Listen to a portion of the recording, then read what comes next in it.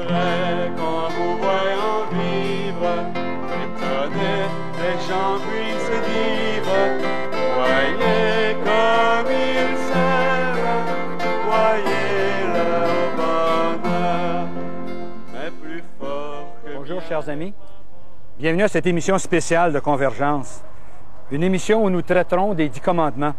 Et j'ai avec moi Vasula Ryden, que plusieurs connaissent, né en Égypte, mais de nationalité grecque, et qui, depuis quelques années, reçoit des messages de Jésus et de Marie en vue d'un renouvellement de l'Église et du monde. Vasula, bienvenue parmi nous. Vasula, le Seigneur t'a-t-il déjà donné des messages sur les 10 commandements? Oui, il m'a donné les 10 commandements, tout entier. Et c'était en 1990 à Rhodes, sur l'île de Rhodes, en Grèce. Un jour, il m'appelle pour écrire. Et quand j'ai compris qu'il devait me donner les 10 commandements, j'ai été un peu secouée parce que j'ai dit, il va faire les commentaires sur les 10 commandements, ça va être très difficile, ils sont longs. Et puis je me demandais si j'aurais été capable de tout prendre. Alors voilà, je vais vous lire ce que j'ai dit. J'ai dit, oh mon Dieu, je ne pourrai jamais faire cela tout seul. Et il me dit, qui t'a dit que tu devais faire seul ce travail? Tu écriras chaque mot que je te dis. Ne te presse pas. Je peux te dicter par étapes, si tu veux. Et ça, c'est joli parce que vraiment Dieu est si délicat. Il a proposé même qu'on pourrait faire ce travail en étapes. Et alors là, je dis, excuse-moi, je dis, Seigneur, va selon ma capacité. Et là, il me dit, tout étonné, tu oublies ma capacité qui peut remplir ta capacité. C'est étonnant, Vasula, parce que lorsqu'il t'a dit ça, tu te sentais incapable. Et nous, on parle des 10 commandements et le message, c'était sur les 10 commandements. Et tu disais, je ne pourrais jamais faire ça seul, les écrire. Toi, tu pensais les écrire, mais Dieu te dit, mais tu ne seras pas seul, je serai avec toi. Et les gens qui écoutent et qui se disent, mais les 10 commandements, c'est pas facile, vivre selon les 10 commandements. Mais Dieu ne veut pas qu'on le fasse seul. Il est là pour le faire en nous. Il veut. C'est pour ça qu'il nous donne son Esprit Saint. Pour qu'avec son Esprit Saint, on puisse vivre les 10 commandements. C'est étonnant, n'est-ce pas, Vasula, que pour le peuple juif, le jour où il célèbre les 10 commandements, ça s'appelle la Pentecôte. C'est 50 jours après avoir quitté la Terre Sainte. Sur le mont Sinaï, Dieu a donné cette table des 10 commandements à Moïse. Mais pour les chrétiens, la Pentecôte, c'est le jour où l'Esprit Saint est descendu sur les apôtres. Le même jour, pour le peuple juif, recevoir les 10 commandements. Pour les chrétiens, recevoir l'Esprit Saint. Mais c'est pour la même raison. On reçoit l'Esprit Saint pour vivre selon les 10 commandements. Alors, c'est pour ça que c'est étonnant que Jésus t'a dit, toi tu dis, Seigneur, va selon ma capacité, puis lui te dit, ma capacité va remplir ta capacité, va surcombler ta capacité. Jésus veut qu'on vive les 10 commandements. D'abord, il veut qu'on soit ouvert pour que lui remplisse le vide en nous et que ce soit que lui à l'intérieur. Tu sais, Vasula, de nos jours, il y a beaucoup de gens qui disent que il n'y a pas d'enfer, les 10 commandements, ben, c'est vieux jeu. Nous, on croit dans un Dieu d'amour, pas un Dieu sévère, pas un Dieu des 10 commandements. Est-ce que Dieu était fâché? Comment était-il, le Seigneur, quand il te parlait des 10 commandements? Eh bien, d'abord, sévère, il n'est jamais sévère à moins qu'on se rebelle contre lui. Là, il devient sévère, mais pas par menace, c'est parce qu'il veut nous sauver.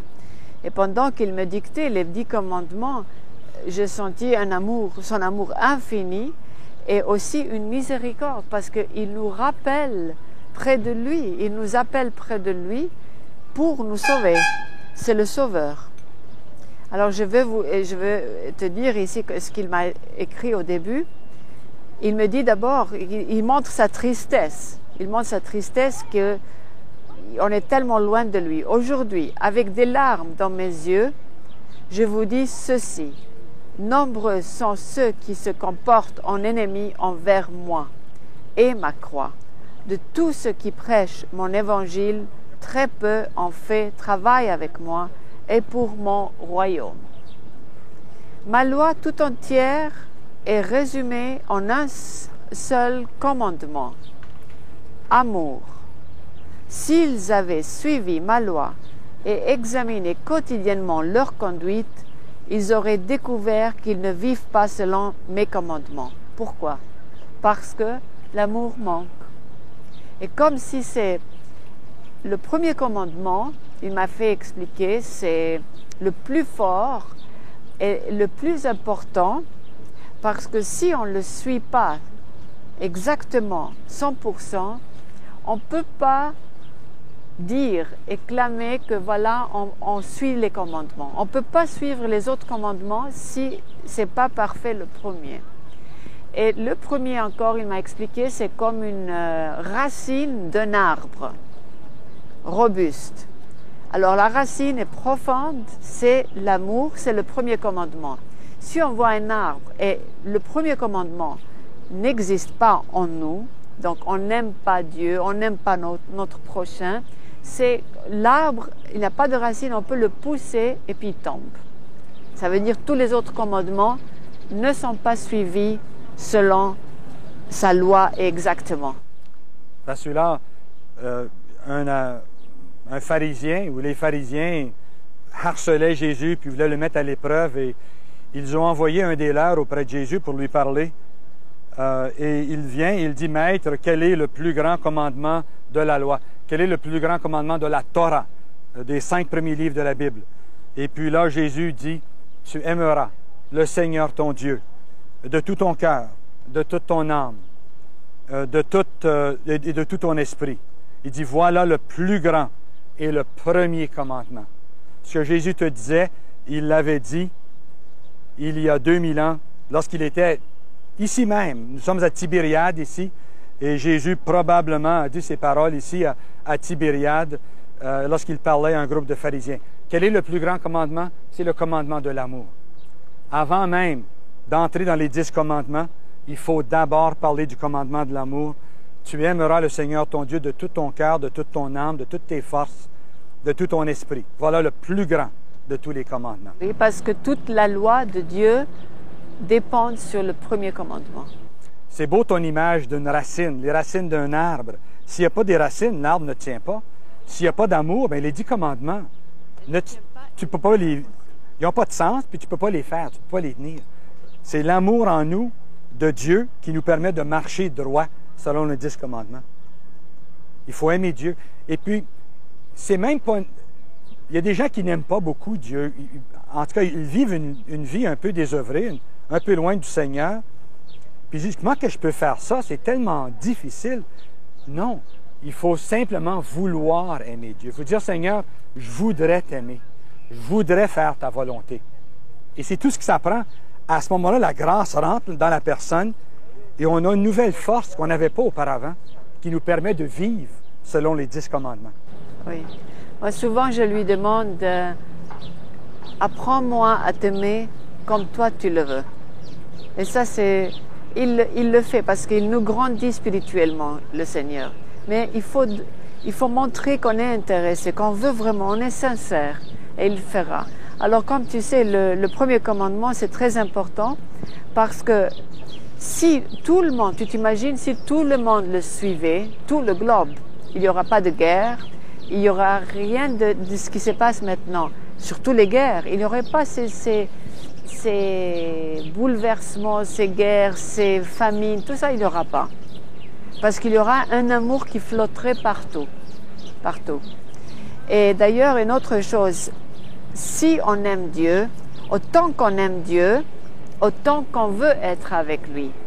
Et autant qu'on aime Dieu, autant qu'on veut lui donner et autant qu'on veut travailler pour lui et tout donner finalement, même sa vie. Parce que c'est l'amour envers Dieu, on est là, on est tout pour lui. Et je me souviens une fois, il y avait une dame qui me disait, tu sais, c'est difficile pour moi de prier. Parce que il y a des jours même qui passent sans que je prie.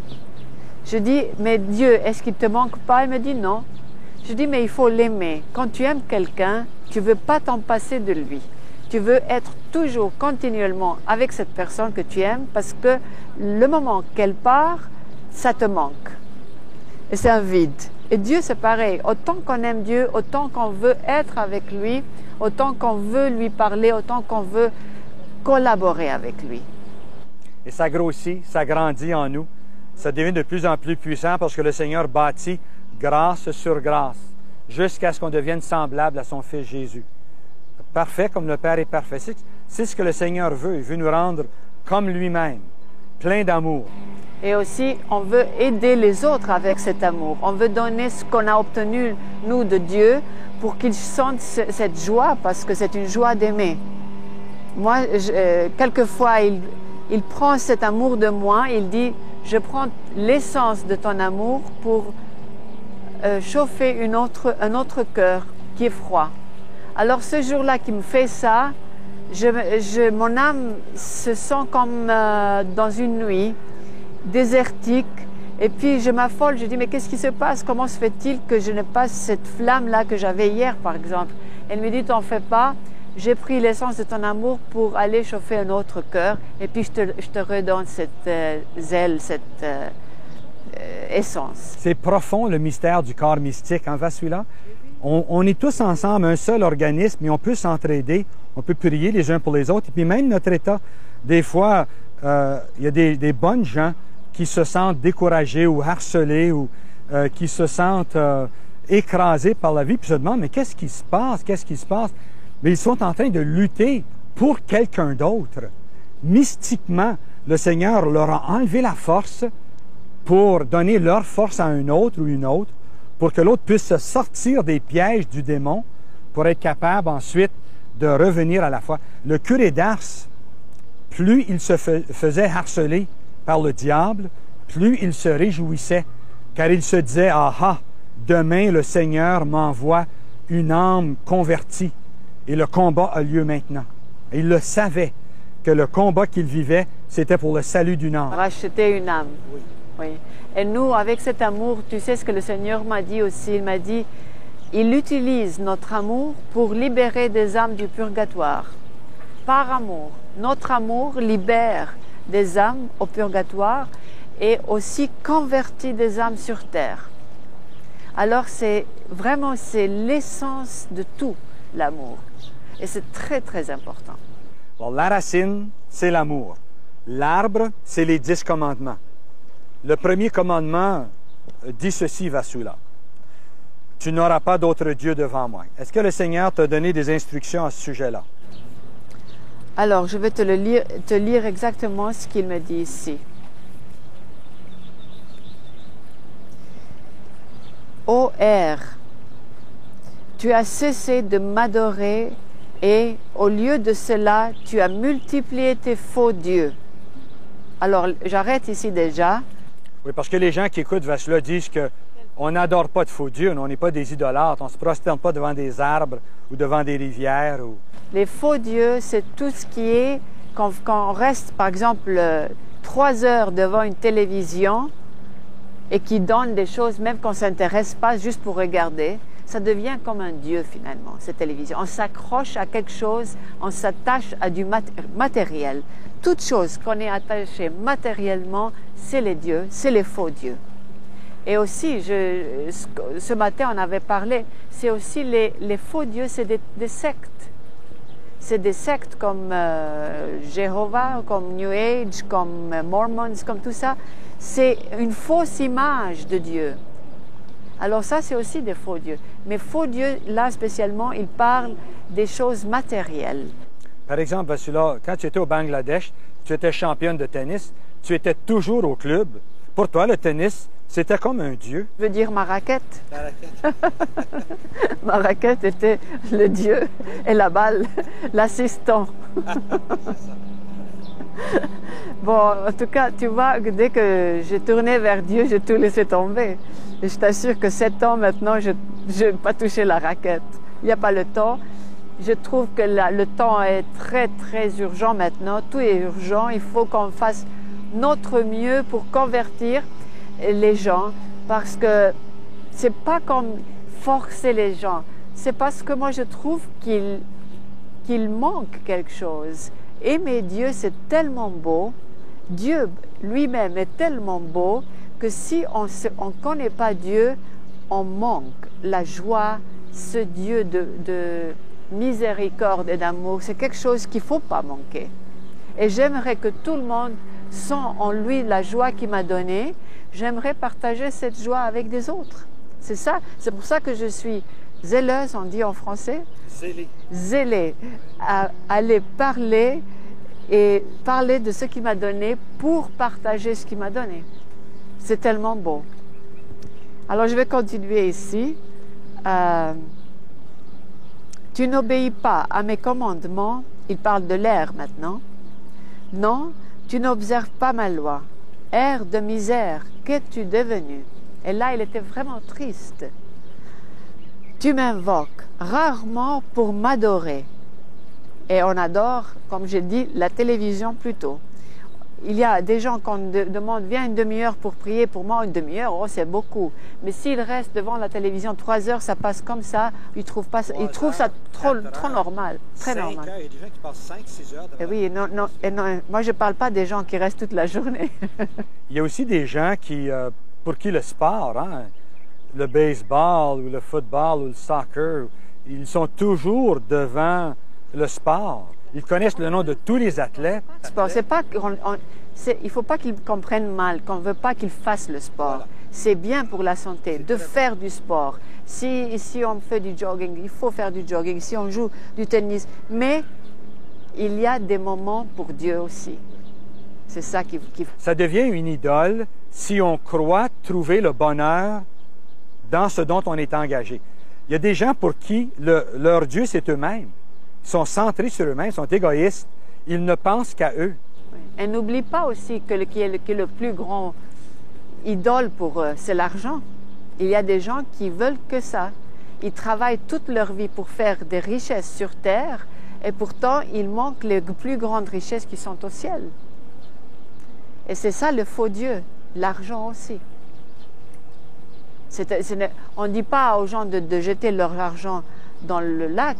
Non, pas du tout, mais il ne faut pas vivre pour ça. Il faut savoir comment il l'utilise. Le Seigneur veut que l'on vive pour lui et avec lui. Il ne veut pas qu'on pense pouvoir tirer notre bonheur ailleurs. C'est qu'il est notre Créateur. Puis en tant que Créateur, il est le seul qui peut nous parfaire.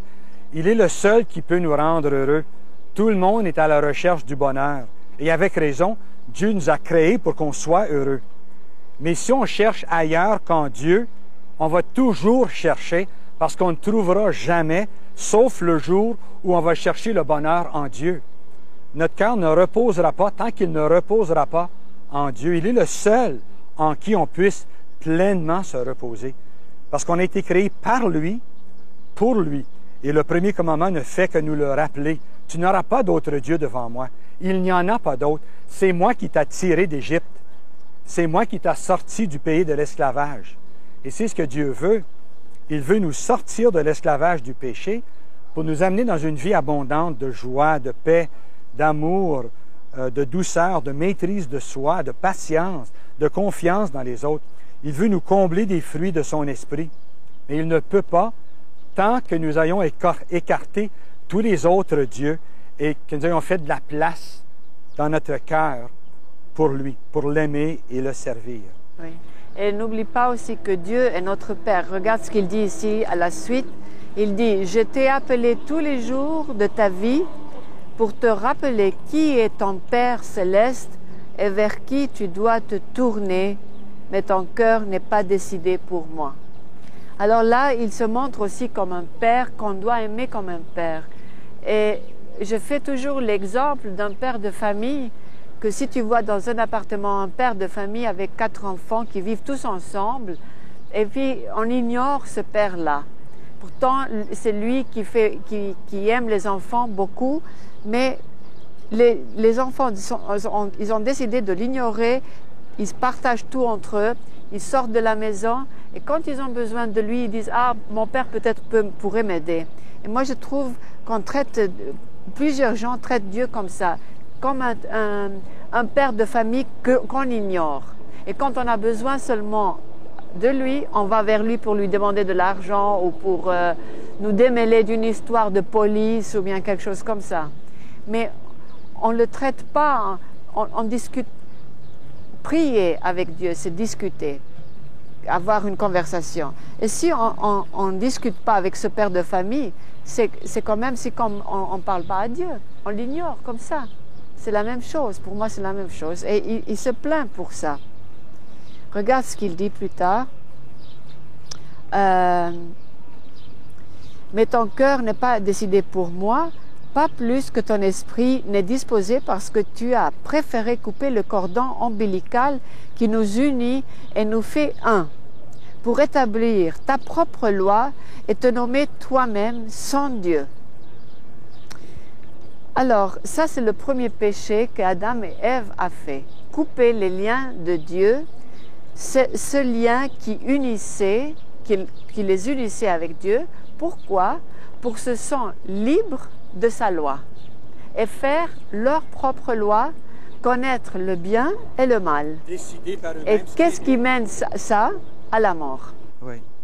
Et le Seigneur parle dans ton livre de couper le cordon ombilical. Parce que c'est vrai, c'est par le cordon que l'on reçoit subsistance, nourriture. Parole, ou bien quelquefois il dit que dans ce cordon ombilical, c'est le flot de l'Esprit Saint qui flotte comme un fleuve, qui va en vous. Alors c'est très beau. Et si on coupe tous les liens, l'Esprit Saint, alors on sèche complètement. Et on est comme un bâton sec, prêt à brûler. C'est pour ça que le Seigneur a donné comme premier commandement, tu n'auras pas d'autre Dieu devant moi. Parce que si quelqu'un prend un Dieu autre que le Dieu du ciel, à ce moment-là, il se coupe de sa source et ça ne mène qu'à la mort.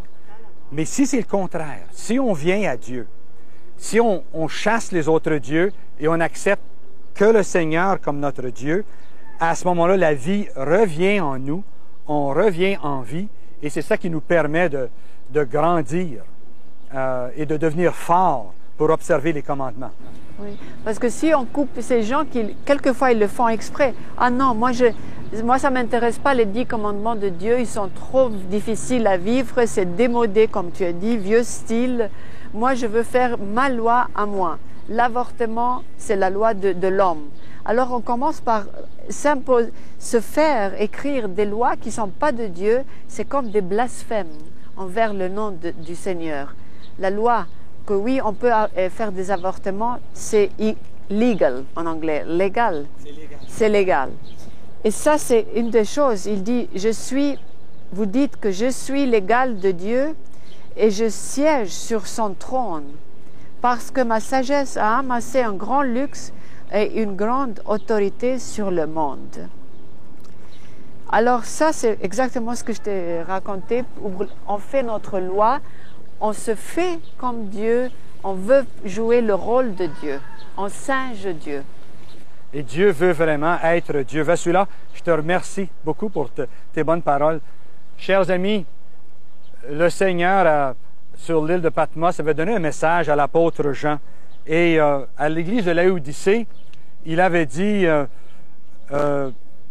tu t'imagines, me voilà riche, je me suis enrichi et je n'ai besoin de rien. Mais le Seigneur lui dit, mais tu ne le vois donc pas, c'est toi qui es malheureux, pitoyable, pauvre, aveugle et nu. Tant que Dieu n'est pas tout pour nous, il nous manque quelque chose. Le Seigneur te dit à toi, mon frère, ma sœur qui m'écoute, voici, je me tiens à ta porte et je frappe. Si quelqu'un entend ma voix et ouvre la porte, j'entrerai chez lui pour souper, moi près de lui et lui près de moi. Le Seigneur frappe à ta porte, il veut entrer. Dis-lui tout simplement, Seigneur, j'ai besoin de toi. C'est toi que je choisis comme Dieu. C'est toi qui seras mon Dieu. Et moi, je serai ton enfant. Tu seras mon Père. Et moi, je serai à toi. Je serai comme un fils, comme une fille pour toi. Mais remplis-moi de ton esprit. Viens, Seigneur. Dites au Seigneur, prends un instant à la fin de cette émission pour dire, Seigneur, me voici, prends-moi. Je veux t'appartenir. Je t'appartiens. Je ne suis qu'à toi. Sois tout pour moi, Seigneur. Je me donne à toi. Prions pour notre pays. Étendez les mains sur tout le Canada. Partout, toutes les provinces, toutes les parties, tous les territoires. Tous les peuples, toutes les langues, toutes les nations qui l'habitent. Étendez les mains. Que le règne de Dieu s'établisse d'un océan à l'autre. Que le Christ soit maître de ce grand pays et qu'il le guérisse, qu'il le sanctifie. Père, nous les Canadiens, nous t'offrons ton pays. Le voici, prends-le, Seigneur. Nous te le donnons. Nous te le redonnons, Seigneur. Bénis-le, Seigneur. Bénis-le. Bénis-en tous les habitants, nouveaux et anciens, Seigneur. Tous. Père, nous te le demandons par Jésus, ton Fils, notre Seigneur. Amen. Je voudrais qu'en vous voyant vivre, étonné, les gens puissent dire, voyez comme ils s'aiment, voyez leur bonheur. Mais plus fort que bien des paroles, vos regards toucheront les cœurs. La plus belle des paraboles, c'est le chant de votre bonheur, de votre bonheur. Je voudrais qu'en vous voyant vivre, étonné, les gens puissent dire, voyez comme ils s'aiment, voyez leur bonheur. Et devant tout ce que vous êtes, ils pourront voir les traits de Dieu. En voyant tout ce que vous faites, ils sauront qu'il est avec eux, qu'il est avec eux.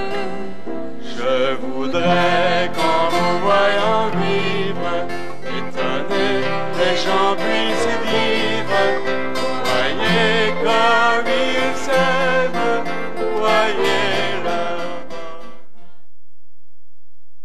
Je voudrais qu'en vous voyant vivre, étonné, les gens puissent dire, voyez comme ils s'aiment, voyez leur bonheur. Mais plus fort que... Bonjour, chers amis. Bienvenue à cette émission de Convergence, une émission spéciale sur les 10 commandements de Dieu. Et avec moi, Vasula Ryden de Suisse pour nous donner le contenu d'un message qu'elle a reçu sur les 10 commandements. Bienvenue parmi nous, Vasula. Vasula, dans une émission précédente, nous avons parlé du grand commandement de l'amour et comment, sans ce commandement, il est inutile même de réfléchir et de vouloir réaliser les 10 commandements de Dieu. Le Seigneur a dit, tu aimeras le Seigneur ton Dieu de tout ton cœur, de toute ton âme, de toutes tes forces, et ton prochain comme toi-même. Ce qui est le résumé des 10 commandements. Mais sans ce commandement de l'amour, il est impossible d'aller de l'avant. Le Seigneur t'a donné une révélation conforme aux Saintes Écritures sur les 10 commandements. Et c'est pour ça que je suis fort heureux d'accueillir ton témoignage aujourd'hui pour nos téléspectateurs sur les 10 commandements. Si nous parlions aujourd'hui du 2e et du 3e commandement, qu'est-ce que le Seigneur t'aurait dit au sujet du 2e? Le 2e, je vais le lire du livre ici. Il a dit, n'invoquez pas mon nom en vain. Et il dit, et le commandement suivant. Et alors, je vais lire quelques lignes pour expliquer.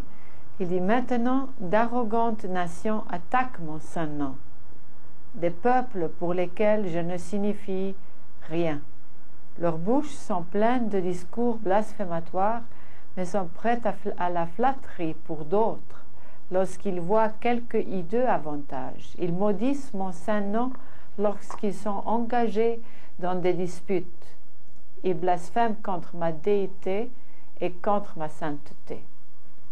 Là, il y a beaucoup à dire parce que ce que je comprends, le Seigneur dit ici, c'est qu'on utilise vraiment son nom en vain. Je connais des gens, quand ils se fâchent, par exemple, ils invoquent la Sainte Vierge, le Christ, juste une insulte, comme si c'était leur faute. Ça, je ne sais pas si c'est dans votre pays aussi, mais en tout cas, il y a, j'ai entendu des gens. Au Canada, on appelle ça sacré. Il y a beaucoup de gens qui sacrent, qui utilisent le nom du Seigneur à faux, sans raison. Ils se cognent le doigt ou quelqu'un passe devant eux en voiture, puis ils vont lancer un sac. Soit le nom du Seigneur ou bien le nom d'un objet sacré, comme le tabernacle, par exemple, ou bien une hostie. Ils vont se servir de ce qui se rattache au culte pour exprimer leur colère et leur animosité. Et ça devient, et puis moi je trouve que si c'est les parents qui font ça, quand ils se fâchent, les enfants écoutent ça, et j'ai entendu même des enfants qui utilisent le nom du Christ quand ils sont frustrés, ou bien si ça ne va pas quelque chose, ils invoquent le Christ ou bien la Sainte Vierge. Alors ça c'est déjà quelque chose une mauvaise habitude, et je connais même des convertis que quand ils changent leur vie, ils sont tellement habitués que ça leur revient dans la bouche, mais ils essayent bien sûr d'arrêter ces mauvaises habitudes. Mais il y a plus que ça, parce que le nom du Christ, il est même utilisé comme réclame sur des montres, par exemple, ou des autres choses. Et ça, j'ai vu même, mon fils m'a raconté une fois que quelqu'un portait un t-shirt, et puis avec le visage du Christ, et il y avait son nom, et puis il disait « tuez vos idoles ». Ça, c'est les jours d'aujourd'hui. Hein. D'ailleurs, tout dernièrement, à Hollywood, ils ont sorti un film qui s'appelait « La tentation du Christ », où ils cherchaient à montrer une relation amoureuse ou sexuelle entre Jésus et Marie-Madeleine. Ça a été... c'est un horrible blasphème devant la pureté et puis la sainteté de Jésus. La divinité du Christ. Oui, parce que je me souviens quand il est sorti ce film-là, je réagis et puis j'étais vraiment bouleversée. Puis je demandais même à Jésus, qu'est-ce que maintenant, qu'est-ce qu'ils vont faire encore? Et il était très calme, comme ça, il m'a dit... et ce que j'ai pris note, parce que c'est dans les livres, il a dit « Bénis soient ceux qui ne vont pas essayer d'aller le voir, ce film ». Donc, il n'a rien dit, mais le peu qu'il a dit, la façon qu'il l'a dit, je trouvais que vraiment il était très déchiré à l'intérieur. Il y a des gens qui veulent aller voir des films comme ça uniquement pour dire qu'ils l'ont vu, alors que c'est pas nécessaire. C'est mieux de s'abstenir, de participer au péché des autres. Oui, parce que j'ai connu, il y a des gens qui disaient « Oh, moi, je veux aller le voir par curiosité pour voir qu'est-ce qu'ils ont pu faire encore.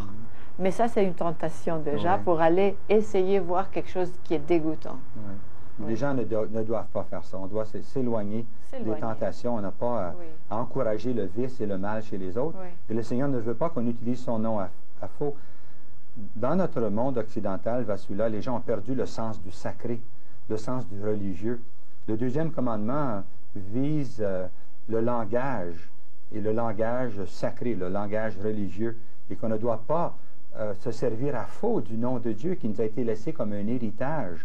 On doit s'en servir dans un contexte religieux, dans un contexte de piété et de foi, mais jamais dans un contexte de colère ou dans un contexte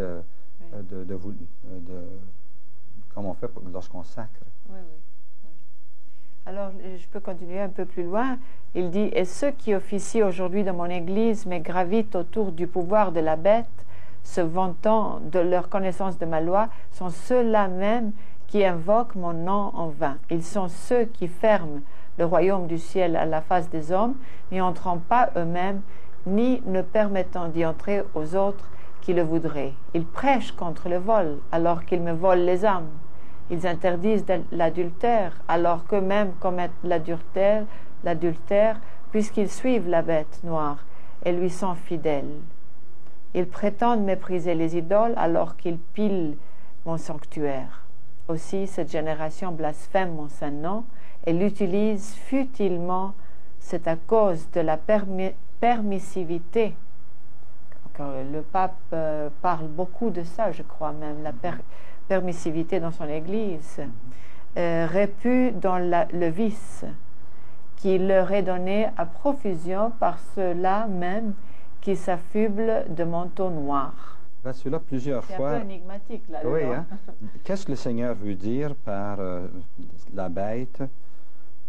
Qu'est-ce qu'il t'a fait comprendre? La bête, il m'a fait comprendre, si on prend la Bible et on lit dans l'Apocalypse 13, là, on trouvera le passage, je ne sais pas si tu peux le trouver facilement, le passage qui parle de la bête qui sort de la mer, et puis la bête aussi, la deuxième bête, qui a les cornes d'un agneau.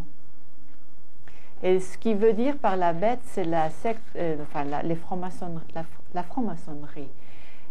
Mais l'autre bête qui a les cornes de l'agneau, c'est la franc-maçonnerie ecclésiastique, qui maintenant, ça existe. Alors, le texte auquel tu réfères, celui-là, c'est dans l'Apocalypse 13, au verset 1. Alors j'ai vu surgir de la mer une bête ayant 7 têtes et 10 cornes, et sur ses cornes 10 diadèmes, et sur ses têtes des titres blasphématoires. Et justement, le deuxième commandement de Dieu, c'est contre le blasphème, justement. Alors d'abord, cette bête qui surgit de la mer, et ensuite, un peu plus loin, au verset 11, je vis ensuite surgir de la terre une autre bête. Elle avait 2 cornes, comme un agneau, mais parlait comme un dragon. Au service de la première bête, elle en établit partout le pouvoir, amenant la terre et ses habitants à adorer cette première bête dont la plaie mortelle fut guérie. Alors cette deuxième bête, tu dis que c'est la franc-maçonnerie à l'intérieur même du clergé. Du clergé. Parce que les cornes représentent la façon qu'ils mettaient, enfin tu m'avais dit une fois que ça existe encore, mais les anciens prêtres de l'Ancien Testament, ils portaient comme une chose sur la tête avec des cornes qui représentaient... Pas exactement comme ça, là. C'est plutôt comme un évêque. Hein? Un évêque a un chapeau et puis il y a 2 cornes en avant. Tu sais, c'est un chapeau haut, puis une corne comme ça, puis une corne en arrière. Et c'est le chapeau porté par le grand prêtre dans l'Ancienne Alliance. C'est prescrit par Dieu. Et c'est justement le but de la corne, c'est le symbole de la communication. Parce que dans l'ancien temps, il n'y avait pas de télévision, il n'y avait pas de haut-parleur. Alors les gens parlaient à travers une corne. Et c'est comme ça que le message se diffusait. Alors c'est clair que la deuxième bête a les cornes d'un agneau. Ça veut dire la franc-maçonnerie ecclésiastique dans l'Église. C'est donc dire qu'il y aurait dans l'Église des prêtres, des évêques et peut-être des cardinaux qui sont francs-maçons. Oui, et c'est pas dit qu'ils sont francs-maçons peut-être, vous savez, consciemment parfois, mais la façon de penser, c'est l'esprit parfois, qui est comme cette secte.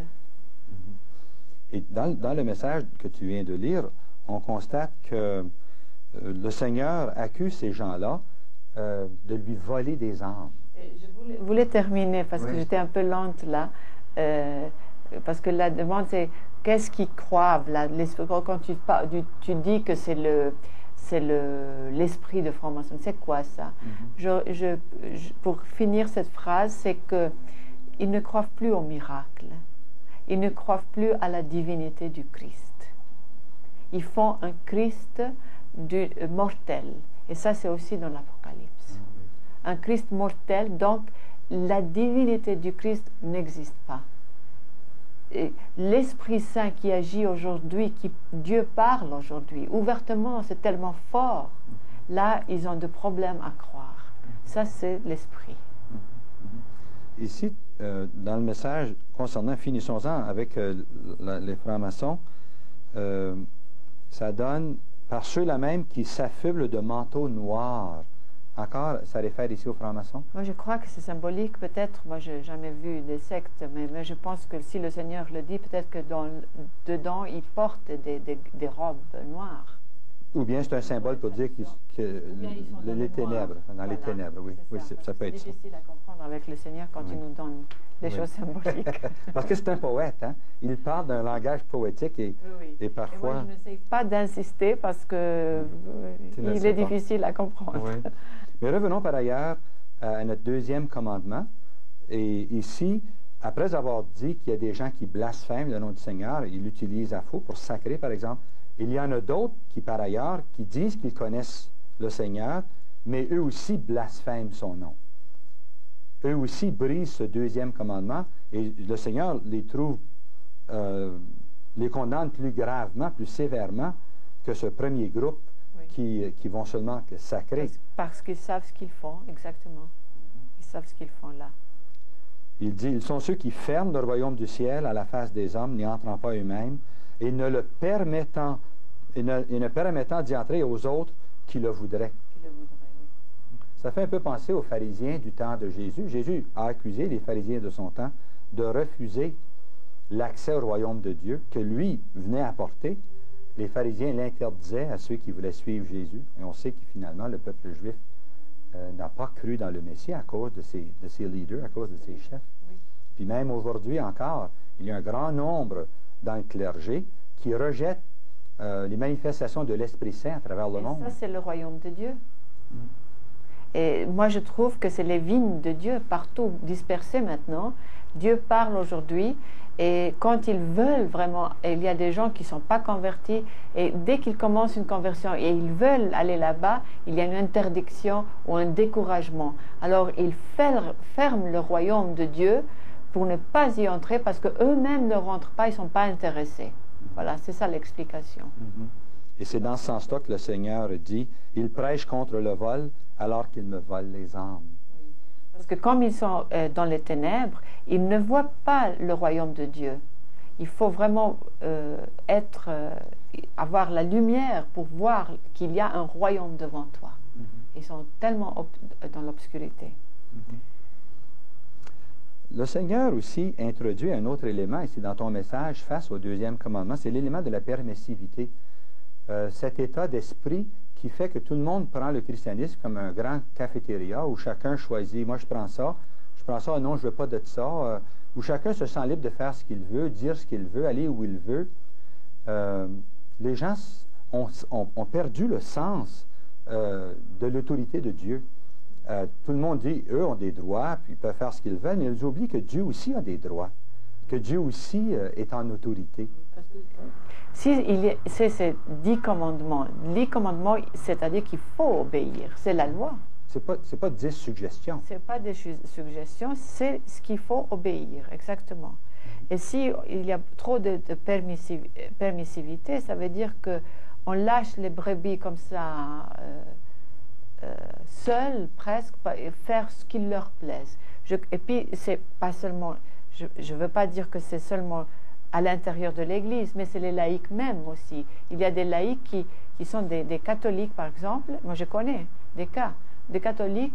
Et quand on leur a dit, voilà, il faut se confesser, il faut une fois par mois, il faut faire un jeûne, il faut faire... toutes ces règles, ça les agace. Alors, je me souviens, une dame, elle m'a dit, mais tu sais, c'est trop lourd pour mon caractère, moi, je ne suis pas comme ça, je préfère aller dans cette secte-là, il n'y a pas ça. Alors, elle a laissé tomber, sa religion, qu'elle est catholique, pour aller dans une secte parce que ça lui va avec son caractère moderne, comme elle l'appelle. Alors, tu vois, même qu'on lui a expliqué, c'est la rébellion à l'intérieur de l'esprit. Et la rébellion, Jésus parle beaucoup dans la rébellion dans ces temps-là, c'est l'apostasie qu'il parle aussi. Les 10 commandements sont violés du début à la fin. Notre époque est en rébellion contre Dieu. Et ce deuxième commandement-là aussi. Je crois qu'il y a aussi un troisième sens à donner au deuxième commandement. Et ça concerne le contraire Si Dieu nous interdit de prendre son nom en vain, c'est parce qu'il veut que l'on prenne son nom au sérieux. Son nom, c'est un héritage. Son nom, c'est un bien. On invoque le nom. Comme une huile. Comment on appelle cette... Oui, qui coule de la barbe, voilà. Sur la barbe d'Aaron. C'est que le Seigneur nous a laissé son nom comme un héritage. Jésus avait dit à ses apôtres en Saint Jean, il a dit, « Jusqu'à présent, vous n'avez rien demandé en mon nom. » C'est un héritage qu'il nous faisait en nous donnant son nom, dans le sens que son nom est puissant. Oui. Jésus avait dit, « Ils imposeront les mains en mon nom aux malades et ils guériront. Ils chasseront les démons en mon nom. » c'est qu'en utilisant le nom de Dieu avec foi, il y a une puissance. Le deuxième commandement nous interdit de se servir du nom de Dieu en vain, inutilement. D'ailleurs, dans le texte que tu as reçu, le Seigneur dit aussi qu'il n'est pas content qu'on se serve de son nom inutilement. On s'en sert sans croire que le nom même de Dieu va nous rapporter un bienfait. Et c'est important qu'on invoque le nom de Dieu. Tu sais, au début, quand il me dictait les messages, il m'enseignait. Alors, il m'avait dit que invoque mon nom et demande en mon nom et je te donnerai ce que tu veux. C'est-à-dire, on ne peut pas demander des choses qui ne sont pas bien pour l'âme. Il enseigne à apprendre pour grandir l'âme. Alors, fais-le. Et il m'encourageait. Jésus m'encourageait, il me dit, invoque mon nom, demande en mon nom et je te le donnerai. Et je me souviens une fois, il y avait des prisonniers au Bangladesh, des Coréens, qu'ils ont mis dans la prison parce qu'il n'y avait pas une histoire de visa. Alors, je lui ai posé la question, je lui ai dit, écoute, s'il te plaît, libère-les, tu peux faire tout, je te le demande, comme tu m'as enseigné dans ton nom. Alors, comme je n'étais pas très convaincue, c'est ce qu'il me répond, il m'a dit, crois à ce que tu demandes. Mais sais-tu, c'est la même chose qu'il a dit à ses apôtres. Si on lit au chapitre 11 de Saint Marc, ça dit ça, Jésus venait juste de maudire un arbre, un figuier, parce qu'il ne portait pas de figues. C'était une leçon qu'il voulait donner à ses apôtres. Et Jésus leur dit, ayez foi en Dieu. En vérité, je vous le dis, si quelqu'un dit à cette montagne, soulève-toi et jette-toi dans la mer, et s'il n'hésite pas dans son cœur, s'il croit ce qu'il dit finalement, hein, mais croit ce qu'il dit va arriver, cela lui sera accordé.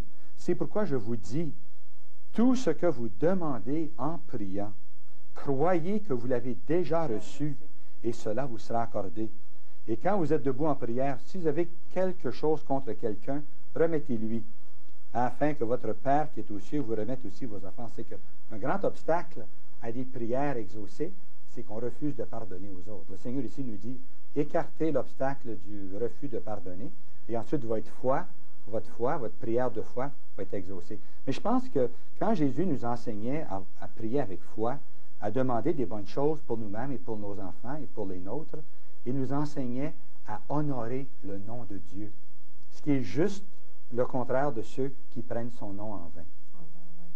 Vasula, il ne nous reste pas beaucoup de temps, mais parlons maintenant, si tu veux bien, du troisième commandement de Dieu. Parlons du jour du Seigneur. Quel message le Seigneur t'a-t-il donné à ce sujet-là? Il a continué parce qu'il m'a donné tous les 10 commandements ici. Il dit pour le troisième, je vous ai demandé de vous rappeler de sanctifier le jour du sabbat, ce qui veut dire ici notre dimanche. Alors que vous l'avez inversé dans l'impureté et l'avez souillé par des plaisirs répugnants et les pratiques par lesquelles vous déshonorez vos corps et vos esprits, puisque vous avez abandonné la vérité divine pour un mensonge, et que vous adorez et servez les créatures au lieu de me servir. Vous avez fait paraître Sodome et Gomorrhe presque irréprochables et purs en comparaison de vos impuretés. Alors là, on peut compter beaucoup de choses sur ce qu'il veut dire là, c'est-à-dire que le dimanche, il y a tous les sports, c'est le dimanche, on ne garde plus comme une journée sainte, c'est plutôt des vacances. Oui. En fait, on a transformé le jour du Seigneur en week-end. En loisir, oui. Voilà. C'est des loisirs, c'est des vacances, et pour aller plus loin, même si c'est Pâques et Noël, c'est les vacances de Pâques et les vacances de Noël. C'est plus Noël. C'est pas la naissance de Jésus. C'est pas la crucifixion et puis la résurrection, le Pâques. On dit d'abord c'est nos vacances. Les gens partent pour des voyages à ce moment-là. Les gens. Et les week-ends, c'est pareil. Oui. On a un chalet, disons, pour le week-end. Oui. Et c'est plutôt ça. Bon, c'est bien d'avoir un chalet, mais il faut garder bien le sabbat, donc le dimanche saint, et le consacrer au Seigneur comme il l'a demandé. La loi de Dieu, les 10 commandements, ce que l'on dit dans le livre de l'Exode, nous dit, tu te souviendras du jour du Seigneur pour le sanctifier. Tu t'en souviendras dans le sens que tu feras mémoire, tu le célébreras, et puis ensuite pour le sanctifier. C'est un jour saint. Et puis nos gens ont abandonné. Ici au Canada, Vassula, la pratique religieuse parmi les catholiques est tombée dans certains milieux à 9 de la population ou 15 de la population. Du côté anglophone catholique, c'est peut-être à 20 ou 25 en général, dans le pays, c'est peut-être à 30 ou 35 de la population qui vont à l'Église chaque semaine. Les gens ont abandonné la pratique. Pourtant, c'est un commandement de Dieu. Les gens disent, je ne vais pas, c'est plate, je ne comprends rien. Bien, si les personnes y allaient, si les personnes y retourneraient, d'abord, ils obéiraient à Dieu, puis après un temps, ils comprendraient et ça changerait leur vie. C'est que les gens disent, mais pourquoi Dieu veut qu'on aille l'adorer? Les gens sont sous l'impression que Dieu, c'est un vantard, c'est un orgueilleux qui a besoin d'être loué et louangé par les gens. Pas du tout. Aller honorer le Seigneur, aller l'adorer, ce n'est pas pour Dieu. Dieu est parfaitement heureux. Dieu n'a pas besoin de notre abus. Il est suffisant. Si les gens vont à l'Église, si les gens vont adorer Dieu, c'est pour eux-mêmes. C'est pour se rappeler qu'eux sont créatures et que lui est créateur. C'est notre Père. C'est notre Père et qui nous aime. C'est pas seulement comme ça, c'est notre Père et il dit, je suis votre Père, vous êtes mien, vous êtes ma semence. Ça, c'est beau, je trouve, parce que quand il me le disait, je sentais vraiment en moi que d'un coup, c'était comme si je sortais d'une comment on dit Un sommeil. Non, un sommeil, comme si c'était un sommeil profond, et puis je sortais, et c'était comme si j'avais oublié une amnésia aussi en même temps, et il me disait ces mots, et il me faisait me rappeler de quelle souche je sortais, d'où je venais, et à qui j'appartiens en réalité. Tu redécouvrais tes racines à toi. Tu appartiens à Dieu, tu viens de Dieu, et le Seigneur veut que tu retournes à lui. Et à ce point, ce enseignement était si profond sur ce point-là, qu'il est le Père, et nous, les enfants, qu'au début, avec mon ange, d'un coup, un jour, il me pose une question qui m'a fait sauter, et puis surpris, mais sourire en même temps. Il m'a dit, qui est ton Père? Il ne m'a rien demandé avant. D'un coup, qui est ton Père? Et puis, heureusement qu'il m'a donné la lumière pour lui répondre juste. Je passais le test, je lui dis, c'est notre Père au ciel. J'ai qu'un Père. Et il m'a dit, tu as bien répondu. Et c'est pour cette... Et tu sais que ma mère, elle est widow, elle est veuve. Jésus n'a jamais dit ta mère, comme ma mère ici sur terre. Il l'appelle la veuve, pour me montrer que notre seule mère, c'est la Sainte Vierge. Et alors là, il approfondit mes racines, nos racines. Vassula, je te remercie pour tes paroles et ce message que tu as partagé avec nous. Bien, chers amis, le Seigneur nous interdit le travail le jour du Seigneur, afin que l'on puisse passer plus de temps à le servir, à l'honorer, à lui rendre un culte. Chers amis, je vous inviterai à venir servir le Seigneur en sa journée. À la prochaine. Ordonné prêtre en 1957 et baptisé dans l'Esprit Saint en 1969, le père Jean-Paul Régimbald fut un prédicateur de feu et le promoteur par excellence du renouveau charismatique à travers le monde. Le père Régimbald aborde avec son énergie habituelle les deux sujets suivants: feu sur terre et jugé par le feu. L'heure de la miséricorde achève, ensuite viendra la justice. Ce sera le jugement par le feu. Vous pouvez vous procurer cette vidéocassette d'une durée de 2 heures pour seulement 27,95 $, taxes, port et manutention inclus. Faites le chèque au nom de Fonds Télévision Chrétienne, case postale 1188, succursale B, Hall, Québec, Canada, J8X 3X7. Alloué jusqu'à 6 semaines pour livraison. Je voudrais qu'en vous voyant vivre, étonné, les gens puissent dire, voyez comme ils s'aiment, voyez leur bonheur. Mais plus fort que bien des paroles, vos regards toucheront les cœurs. La plus belle des paraboles, c'est le chant de votre bonheur, de votre bonheur. Je Je voudrais qu'en vous voyant vivre, étonné, les chants puissent dire, voyez comme ils s'aiment, voyez le bonheur. Et devant,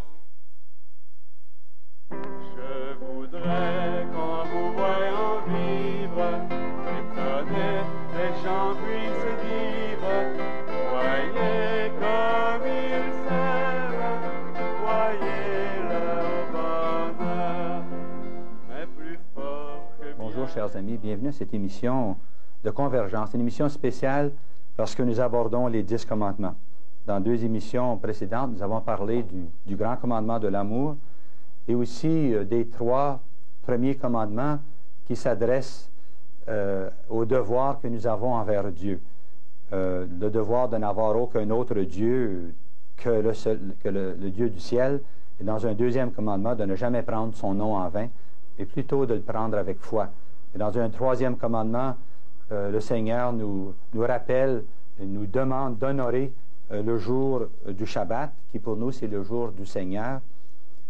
Et le Seigneur nous demande, laissez-moi vous lire le texte de ce 3e commandement au début de cette émission. Ça dit, tu te souviendras du jour du Shabbat pour le sanctifier. Tu ne feras aucun ouvrage, toi, ni ton fils, ni ta fille, ni ton serviteur, ni ta servante, ni tes bêtes, ni l'étranger qui est dans tes portes. Le Seigneur a béni le jour de Yahvé, et l'a consacré. C'est que le Seigneur nous appelle à réserver cette journée pour son service. Pour nous aider dans notre réflexion sur les 10 commandements, j'ai avec moi Vasula Ryden de Suisse, qui reçoit des messages du Seigneur, et elle a reçu en particulier ce message, ce rappel des 10 commandements. Et c'est avec elle que nous réfléchirons sur les 10 commandements. Bienvenue ici, Vasula. Vasula, les 3 premiers commandements concernent nos devoirs envers Dieu, tandis que les 7 derniers commandements concernent nos devoirs envers le prochain. Jésus a dit, il y a un seul commandement, tu aimeras le Seigneur ton Dieu de tout ton cœur, de toutes tes forces, et ton prochain comme toi-même. Les 2 ne font qu'un. C'est les 2 branches, les 2 grandes branches du même arbre. Qu'est-ce que le Seigneur t'aurait dit au sujet du 4e commandement? Du 4e, il a commencé comme ça. Les Écritures disent « Honore ton Père de tout ton cœur, n'oublie jamais les douleurs de l'enfantement qu'a souffert ta mère. Rappelle-toi que tu leur dois ta vie. Comment peux-tu leur rendre ce qu'ils ont fait pour toi ?» Alors ça, c'est Sirach 7, 27 et 28. Et ça, c'est comme un résumé pour le commandement qui suit, qui est « Honore ton père et ta mère ». Mais il a commencé par dire ceci. « Pourquoi tant d'entre vous sont-ils surpris que si peu suivent ce commandement ?» Parce qu'il y a beaucoup de familles qui se plaignent que les enfants sont dans les drogues, ils ne respectent plus les parents, il y a toujours des problèmes graves. Des parents rebelles ont engendré des enfants rebelles qui leur sont rebelles. Mais attends, voir ce qu'il dit là, exactement. Des notions méchantes et insensées ont conduit ces enfants à s'égarer dans l'adoration de productions vides. Ça veut dire pas spirituelles.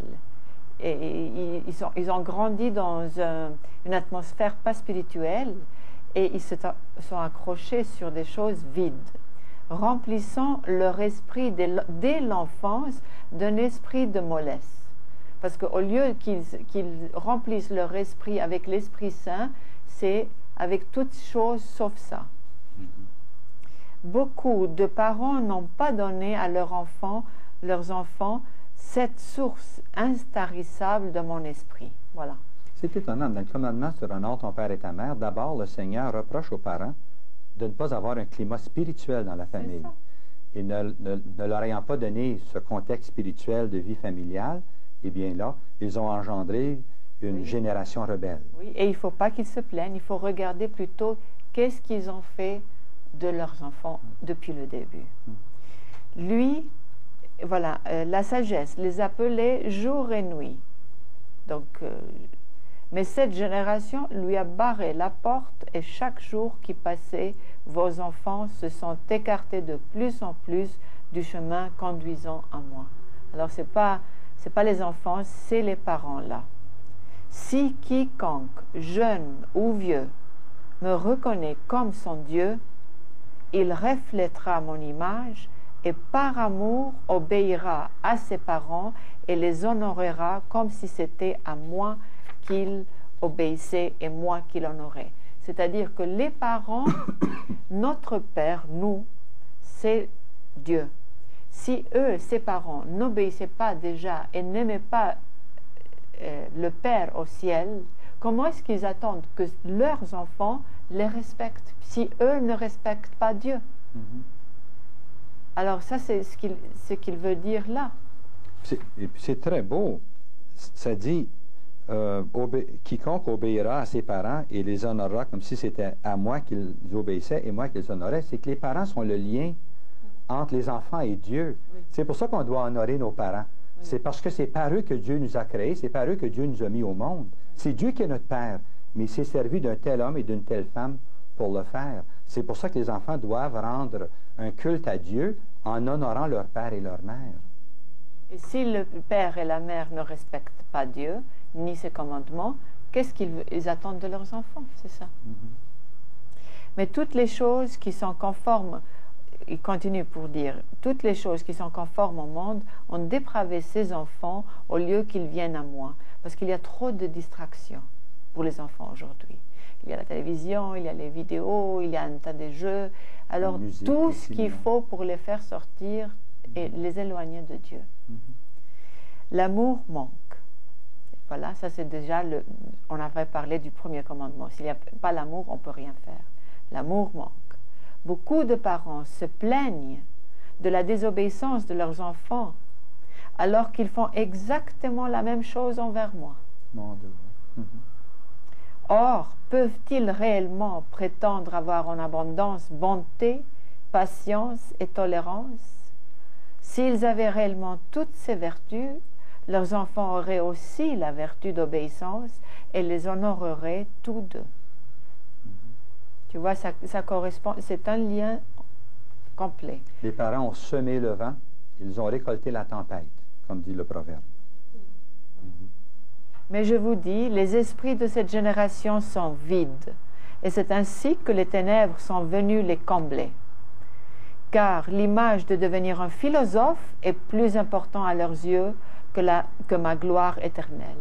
Et ça, tu comprends ce qu'il veut dire ici? Qu'est-ce qu'il veut dire, cela? Parce qu'il veut dire philosophe, c'est-à-dire, il y a des parents très ambitieux, ils veulent que leur fils devienne avocat, médecin, philosophe, tout. Tout, et ça, ils pèsent l'enfant tellement sur ça, plutôt que le mettre dans la spiritualité. Qu'il soit un saint. C'est-à-dire, il peut faire les deux, mais au moins, pas seulement ça, et puis laisser tomber parce qu'on n'a pas le temps, parce qu'il a étudié, il a fait ça. Alors, il préfère avoir un philosophe qu'un saint. Oui, d'accord. Et c'est vrai, moi, je suis conseiller en orientation, c'est mon métier. Je rencontre les parents. Et les ambitions des parents sont presque exclusivement sur leur avenir mondain ou matériel ou humain. Ils ont, très peu de parents ont une préoccupation du salut de leur enfant, de la sainteté, de la sanctification de leur enfant. Oui, de leur apprendre la Bible, de leur apprendre les commandements, aimer le Seigneur, tout. Pourtant, ça c'est fondamental. Le reste, ça s'ajoute. Mais l'essentiel, c'est d'aimer Dieu, de le connaître et de le servir. Oui. Aussi, leur manque de sainteté est consumé par la passion et dès leur prime jeunesse, ils sortent déshonorer leur propre corps. Ça, c'est la liberté des jeunes. Le libertinage des jeunes. Liberté des jeunes. Votre génération a fait fi de mes commandements et les a remplacés par des imitations blasphématoires, et à ce jour sortent de la bouche de la bête des productions mauvaises destinées à enténébrer les esprits de vos enfants et les attirer comme victimes tout droit dans la gueule du lion, persuadant leurs jeunes esprits d'adorer la première bête et de servir des dieux faits de mains d'hommes, accordant à ceux-ci l'honneur et le respect qui m'étaient destinés. Tu comprends ce qu'il veut dire là? C'est-à-dire, ils font... Ça revient la permissivité qu'on donne et ça encourage les jeunes de sortir faire tout sauf adorer Dieu. Mais il y a un lien, Vassula, entre les jeunes qui vont forniquer, qui vont avoir des relations sexuelles avant le mariage et déshonorer leurs parents. Souvent, lorsque les enfants sont en colère contre leurs parents, fâchés contre leurs parents, ils vont aller commettre la fornication ou avoir une relation sexuelle. C'est une forme de rébellion contre leurs propres parents. C'est une façon de déshonorer leurs parents. Alors là, je crois qu'on termine avec ce commandement. Passons maintenant au quatrième commandement, Vassula. Tu ne tueras pas. Qu'est-ce que le Seigneur t'a dit? Ça, c'est, il dit ceci, tu sais que je t'ai défendu de tuer génération. Parce qu'il y a beaucoup de gens qui... Moi, je me souviens d'une personne qui m'avait dit, pourquoi est-ce que je dois me confesser? Ni je volais et je n'ai pas tué non plus. Alors, c'est pas ça, c'est pas du tout ça. Parce que c'est pas le tuer... Enfin, il y a plusieurs façons de tuer. Hein. Si vous vous appelez mien et prétendez faire partie de mon Église et que vous prêchez contre le meurtre, comment se fait-il que vous tuez? Il va expliquer comment. Présumez-vous pouvoir me tenir que vous avez raison et insister sur votre innocence devant moi au jour du jugement, alors que vous amoncelez les meurtres d'enfants à naître? Ah, ça, c'est l'avortement. Ça, c'est l'avortement, c'est clair. Alors, il est très, très, très strict, Dieu. Alors, le Seigneur considère un avortement comme un meurtre. C'est sûr, c'est un meurtre. Et il explique ici. J'assiste du ciel à des scènes effrayantes. Ah, comme je souffre de voir le ventre qui forme cet enfant, le rejeter et l'envoyer à sa mort sans un nom et sans regret. Le ventre qu'il a formé ne s'en souvient plus. À ceci, je dis, tu peux aiguiser ton épée, mais l'arme que tu as préparée te tuera. À présent, ce n'est pas d'un enfant que tu es enceinte, mais de l'iniquité. Tu es en train de concevoir le dépit et tu donneras naissance à la mésaventure. Tu n'as creusé qu'une fosse, ne l'as évidée que pour tomber dans ton propre piège. Ton dépit reviendra sur la tête, comme te retombera sur la tête ta brutalité. Le Seigneur semble une conséquence qui s'en vient. Ça, c'est les conséquences. À cause de l'avortement, il y a un enchaînement de circonstances qui vont faire que le mal qui a été semé par l'avortement va retomber sur notre génération comme un ouragan. Ça va être épouvantable. Mais sur la personne qui a fait ça. Sur les individus eux-mêmes. Oui. Alors là, il a parlé de l'avortement. Et puis, je ne sais pas si on a le temps pour parler plus loin des autres choses, comment est-ce qu'on tue encore. Oui. Et vous qui êtes réputé maître fidèle et tenir fermement à mon nom, je sais tout de vous. Oui, vous êtes réputé être vivant et prospère alors que vous ne l'êtes pas. Vous êtes mort et vous vous décomposez. Répentez-vous. Je vous avais confié des âmes innombrables, mais le démon a négocié avec vous pour les échanger contre son or et son argent. Oui, certainement. Je sais comment vous vivez maintenant. Vous vivez comme des chacals, dans des ténèbres, tanières cachées. Ces tanières sur lesquelles je ferai passer une large route ouverte. Je fondrai soudain sur vous et j'exposerai votre nudité, et lorsque viendra le jour, je ne vous permettrai pas de manger de l'arbre de vie. Ça, c'est un peu difficile à comprendre. Qu'est-ce que toi tu comprends, Vassula? C'est une autre dimension du commandement, tu ne tueras pas. Le premier, c'était contre l'avortement. Ici, il s'adresse aux gens qui vont tuer la vie surnaturelle dans les gens. Oui, ça c'est plutôt... je vous avais confié des âmes innombrables, mais le démon a négocié. Oui, c'est tuer l'esprit dans les gens. Qui est vraiment très, très grave. Parce que il est plus clair le passage qui suit. Si je continue. Vous allez comprendre. Écoutez attentivement, il dit. Vous prêchez contre le meurtre, alors que vous tuez mon esprit. Mon Esprit Saint ici. oui. Ah oui. Vous vous vantez à propos de la loi, alors que vous y désobéissez, parce que vous n'avez pas compris le mystère de ma manne cachée, qui est l'Esprit Saint. Il y a beaucoup de gens qui persécutent l'Esprit Saint. Ils ne croient plus dans les dons de l'Esprit. Et puis même des groupes charismatiques, ils les persécutent chez nous, en Grèce. En tout cas, ils sont très persécutés. Et aussi, parce qu'ils veulent tuer l'Esprit Saint là-dedans. C'est les dons de l'Esprit. Ils ne croient plus à ça. de même que tous ceux qui ont été choisis, ou les endroits qui ont été choisis dans le monde où la Vierge apparaît, où le Seigneur apparaît, ces gens-là sont persécutés, comme tu le sais très bien. Les gens qui Et ça, sans ont été savoir, choisis. ils persécutent l'Esprit Saint. Et c'est très risqué parce qu'ils peuvent commettre le blasphème. Alors, non, vous n'avez pas compris mes nourritures miraculeuses, donc la manne céleste, ni le mystère de ma transfiguration. Je vous ai promis de vous garder en vie à la fin des temps avec ma manne céleste. Et nous sommes à la fin des temps, et c'est ça la manne céleste, c'est de l'effusion de l'Esprit Saint. Mais ils n'ont pas compris. J'ai dit à mon église à Pergame, à ceux qui s'avéreront victorieux, je donnerai la manne cachée et une pierre blanche, une pierre gravée d'un nouveau nom, connu seulement de l'homme qui la reçoit. Est-ce qu'il t'a expliqué ce passage-là? Non, mais moi je n'ose pas même parce que je ne veux pas expliquer faux. Okay. Je vous offre aujourd'hui cette manne réservée pour vos temps, une nourriture céleste, une nourriture de mon esprit pour vos esprits affamés. Alors il déverse vraiment son Esprit Saint parce qu'il trouve que ces brebis ont soif de Dieu. Et à cause de cette soif, ils sont égarés et ils cherchent des choses qui ne sont pas de Dieu. Et même des sectes, ils vont dans des sectes par exemple parce qu'ils cherchent quelque chose. L'âme cherche Dieu. Sans le savoir, elle le cherche. Et là, quand l'Esprit Saint est déversé sur nous, il y a des gens qui le persécutent et ils veulent bloquer à cause, soi-disant, de la prudence qui devient imprudence finalement.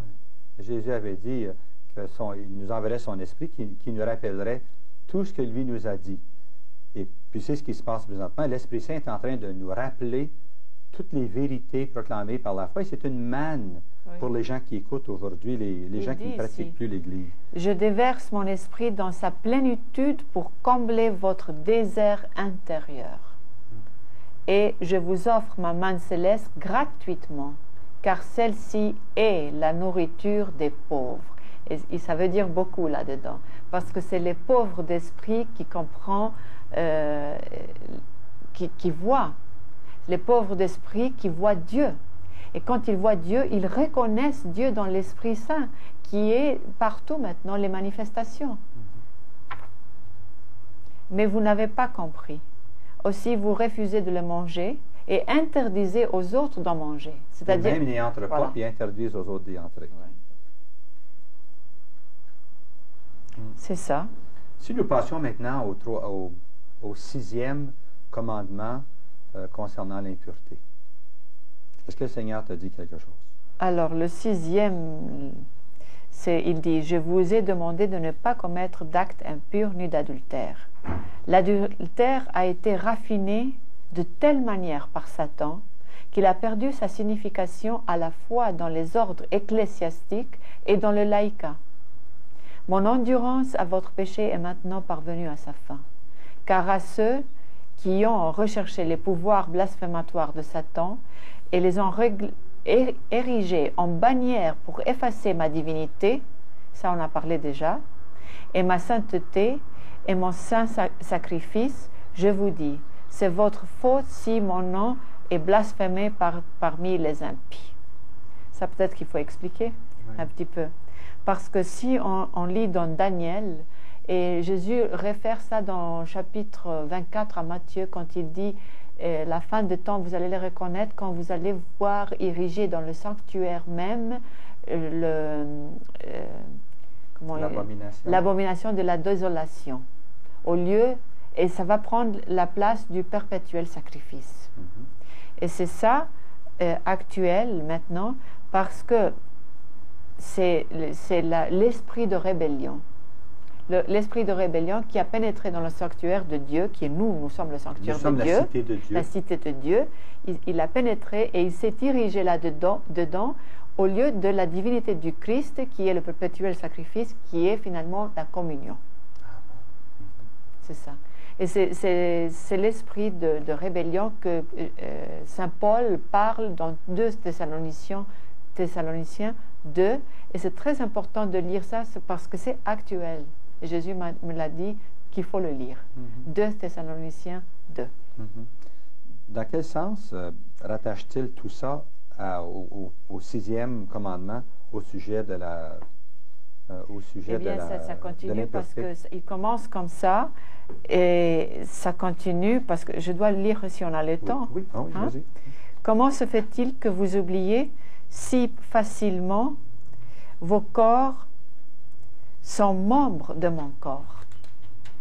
Nous, on profane notre corps, mais comme on est le sanctuaire de Dieu, il devient impur. Et c'est quand même... c'est commettre d'actes impurs et puis adultères.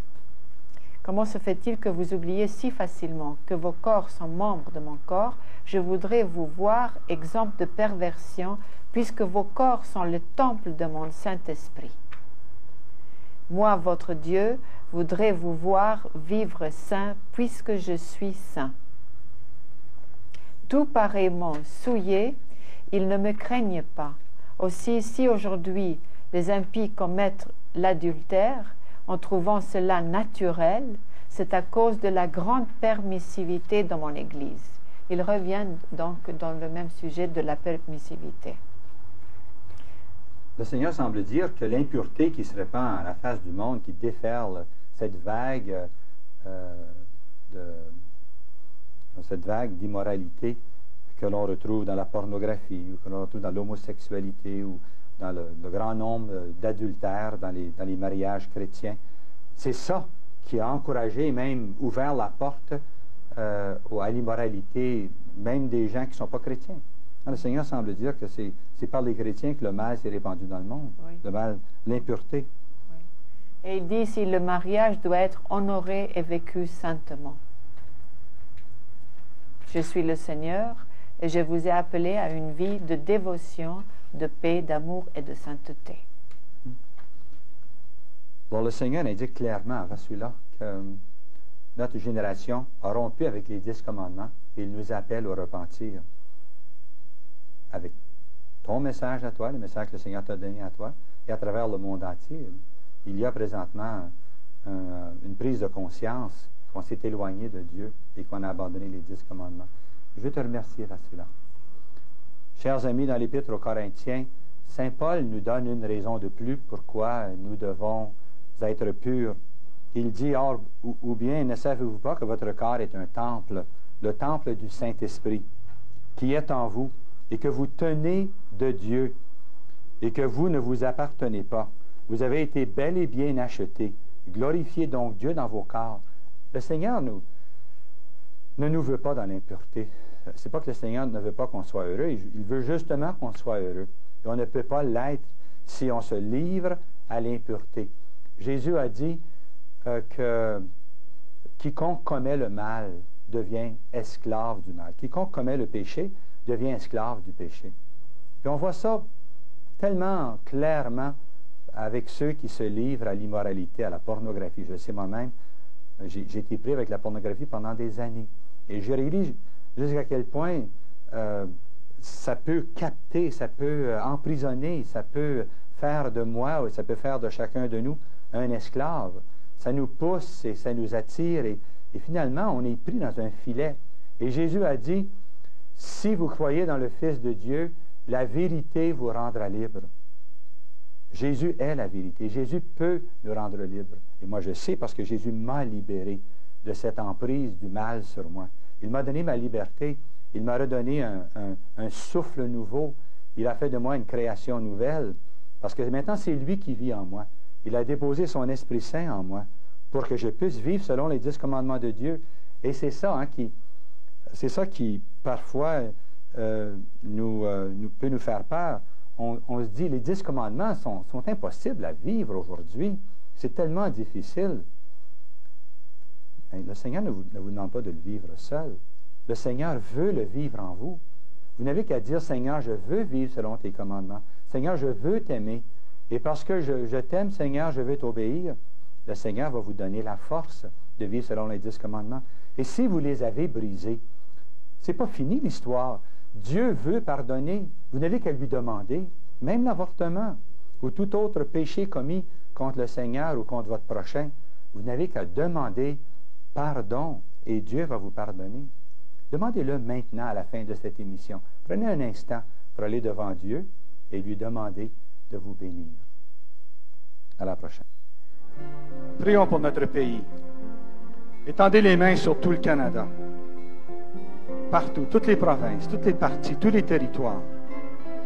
Tous les peuples, toutes les langues, toutes les nations qui l'habitent. Étendez les mains pour que le règne de Dieu s'établisse d'un océan à l'autre. Que le Christ soit maître de ce grand pays et qu'il le guérisse, qu'il le sanctifie. Père, nous les Canadiens, nous t'offrons ton pays. Le voici, prends-le, Seigneur. Nous te le donnons. Nous te le redonnons, Seigneur. Bénis-le, Seigneur. Bénis-le. Bénis-en tous les habitants, nouveaux et anciens, Seigneur, tous. Père, nous te le demandons par Jésus, ton Fils, notre Seigneur. Amen.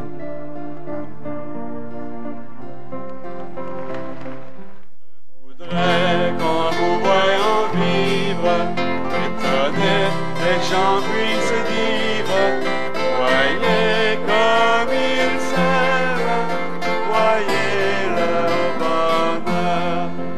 Mais plus fort que bien des paroles, vos regards toucheront les cœurs. La plus belle des paraboles, c'est le chant de votre bonheur, de votre bonheur. Je voudrais qu'en vous voyant vivre, étonné, les gens puissent dire, voyez comme ils s'aiment, voyez leur bonheur. Et devant tout ce que vous êtes, ils pourront voir les traits de Dieu. En voyant tout ce que vous faites, ils sauront qu'il est avec eux, qu'il est avec eux. Je voudrais qu'en vous voyant vivre, étonné, les gens puissent dire, voyez comme ils s'aiment, voyez leur bonheur. Le Fonds de télévision chrétienne est heureux de vous présenter une autre vidéocassette, fruit de l'alliance entre deux œuvres de charité, la Fondation Communication Chrétienne Écuménique et Jésus rassemble son peuple. Dans la série Vienne ton règne, René Laurentin, prêtre. Mort du père Gaston Urtubise. Le Canada est à moi. Chez mes amis. Soyez saints. Fait saillant. Service de louange et guérison. Chapelet en 5 langues.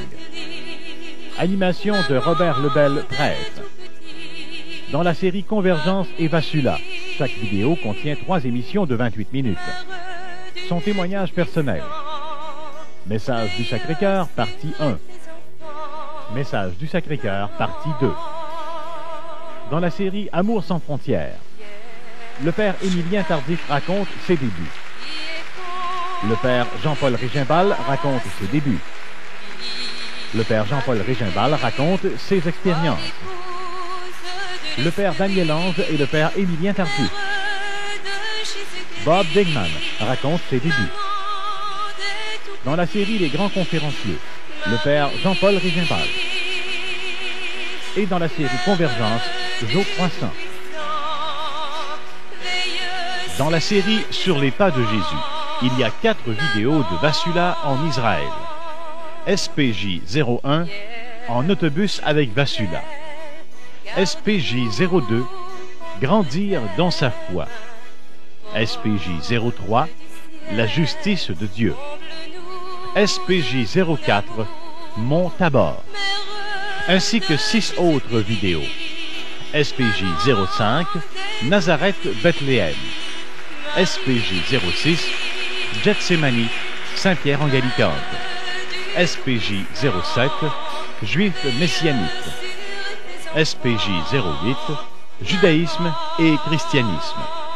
SPJ 09, La venue du Messie. Et SPJ 10, Capharnaüm, ville du Seigneur. Vous pouvez vous procurer la vidéocassette de votre choix pour seulement 24,95 $ ou 19,95 $ chacune pour une commande de 6 vidéos ou plus. Disponible aussi sur cassette sonore. Demandez notre catalogue. Faites le chèque au nom de Fonds Télévision Chrétienne et ajoutez 10%, minimum 3 $, pour frais de poste et de manutention. Le prix inclut la TPS et la taxe provinciale. Notre adresse, Fonds Télévision Chrétienne, casier postal 1188, succursale B, Hull, Québec, Canada, J8X3X7, alloué jusqu'à 6 semaines pour la livraison.